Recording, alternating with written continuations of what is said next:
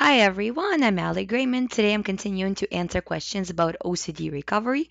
These are the questions that you left below my video. Please ask questions. And so the first question is, Hi Ali, I suffer from harm OCD in which I fear strangling people. However, this thought never seems to go away and only goes away when I'm asleep.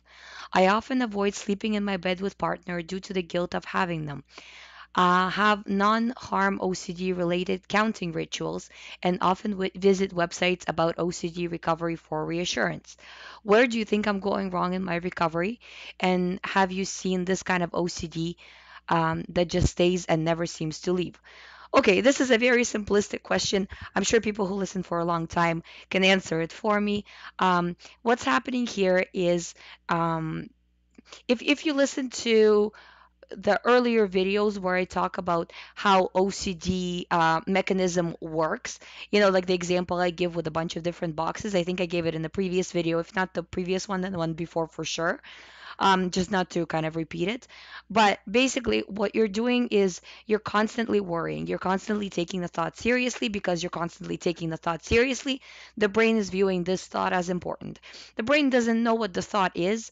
Why is this important? What it is about? But it understands that, well, for some reason, you're choosing to pay attention to it. If you're choosing to pay attention to it, it must mean that it's important, and I need to send you more of this same thought, whatever it is. And again, the brain doesn't even know what the thought is.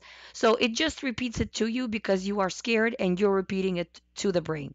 So you're kind of playing this ping pong basically. The brain cannot stop the thoughts, you can stop them.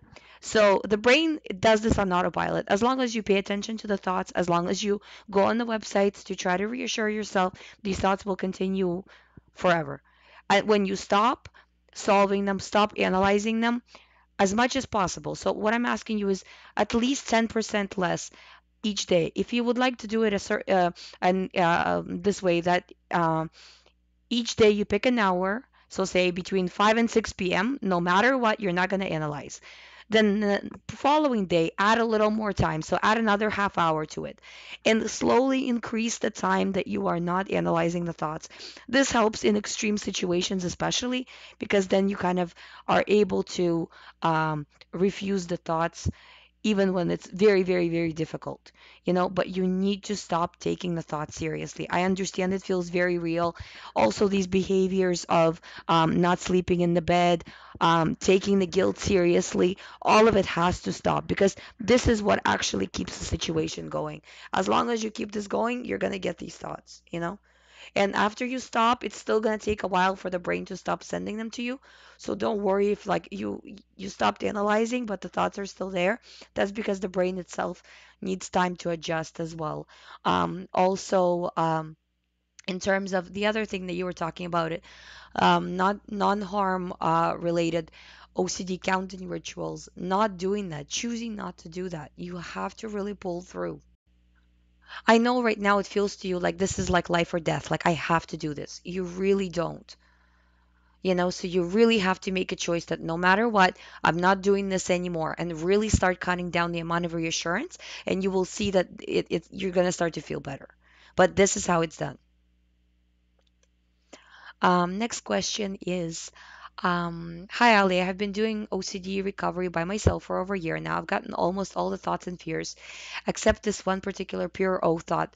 With this thought, I've been disregarding no matter what, doing all the exposures and not reacting, but for some reason, it's not leaving my brain and the anxiety is still bad regarding this thought, even after doing the correct thing for months. Is there anything I can do about it or just continue pushing?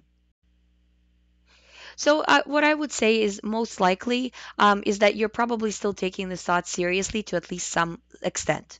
So with the other ones, you were able to let it go.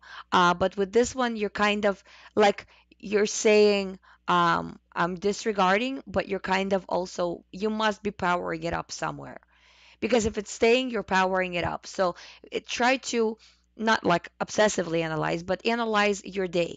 How much time am I like being really honest with yourself? How much time am I really giving to this thought?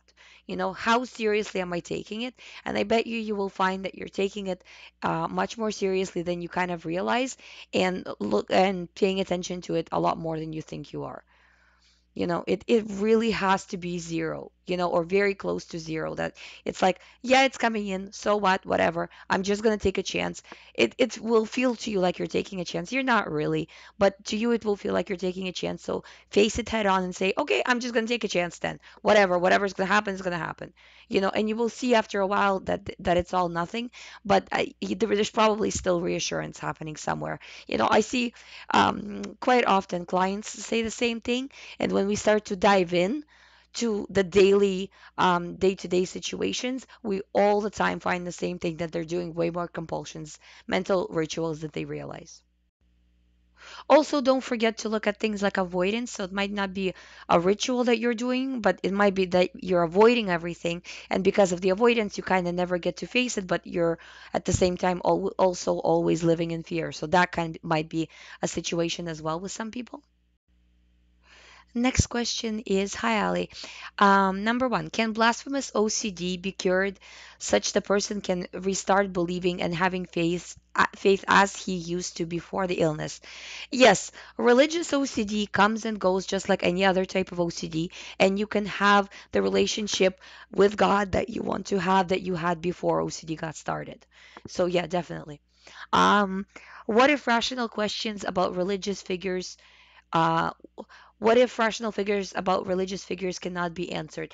I would say anything religion related, try to not dive in to solve kind of in-depth questions right now. Save it for after the recovery, because when you are in a heightened state of anxiety, it's hard to really solve anything.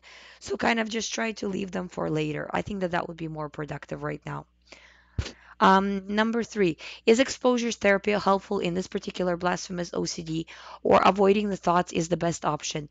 Um, uh, it's hard for me to say because you need to do exposures, but exposure is the thought itself. So don't try to run away from the thoughts. Like, don't avoid the thoughts, meaning run away from them. Say, okay, this is the thought that I'm getting. Here it is. It has nothing to do with me, so I'm just going to choose to disregard and choose to move on.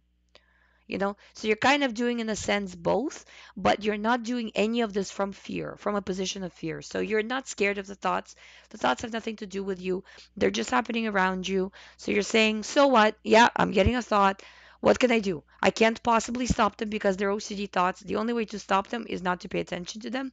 So that's what I'm doing. And then you're just going like that. Next question is, hi Ali. One of my OCD compulsions is to ask my wife to repeat what she says to me. It doesn't matter what the topic is, and I know I heard what she said, but I have this strong urge to say to her, what did you say, even though I know I heard what she said. I know it bothers her when I do this, and it bothers me. Is this a form of reassurance? How can I overcome this? Thank you, Ali. Um, I think it is a form of reassurance, and it in itself is also a compulsion, right?